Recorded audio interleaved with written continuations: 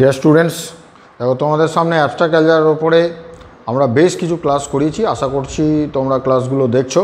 আজকে আর একটা গুরুত্বপূর্ণ খুব ছোট্ট একটা টপিক, কিন্তু ভীষণ ইম্পর্টেন্ট একটা টপিক ডিসকাস করবো। দেখো সেটা রয়েছে, দেখো let H and K be two subgroups of a group G then show that their intersection is also a subgroup.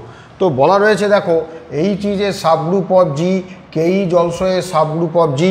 তো এইচ ইন্টারসেকশন কেটা সাবগ্রুপ অফ জি হবে, এটা আমাদেরকে প্রুভ করতে হবে। তো সাবগ্রুপের যে property, let eight a and b belongs to H intersection K, then a comma b belongs to H and a comma b belongs to K. A b যদি এইচে থাকে, যেহেতু H is a subgroup of G, তাহলে a B ইনভার্সটা এইচে আছে। আবার A B যেহেতু কেতে আছে, কে যেহেতু সাবগ্রুপ অফ জি, তাহলে এ বি ইনভার্সটা কেতে রয়েছে।